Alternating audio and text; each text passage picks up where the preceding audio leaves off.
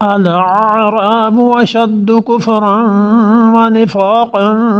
وأجدر ألا يعلموا حدود ما أنزل الله على رسوله والله عليم حكيم۔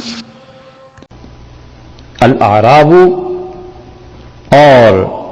یہ لوگ اب یہاں پر آئے گنوار، اشد کفرن، مدینہ منورہ کے شہری، الاعراب اشد کفرن، مدینہ منورہ کے شہریوں سے بڑھے ہوئے منافق ہیں، کفر میں بڑے شدید، ونفاقن، اور منافقت میں بھی بڑے سخت، واجدر،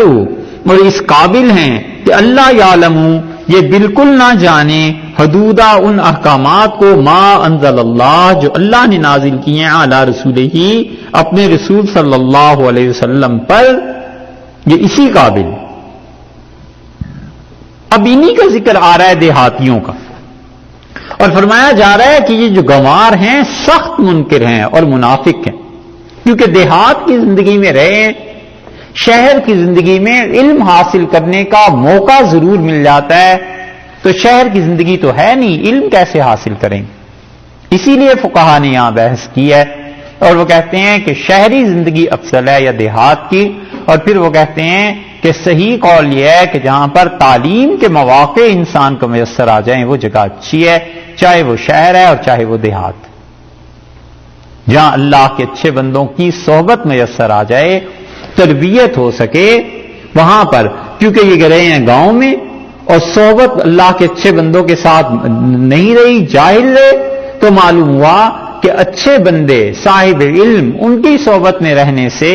ایک طرح کی مناسبت پیدا ہو جاتی ہے اللہ تعالی سے۔ اس لیے ان کی مذمت بیان کی ہے کہ جو دیہاتی ہیں نا، یہ کفر اور نفاق میں بڑے شدید ہوتے ہیں۔ وَأَجْدَرُ وَاللَّهُ يَعْلَمُ حُدُودَ مَا أَنزَلَ اللَّهُ،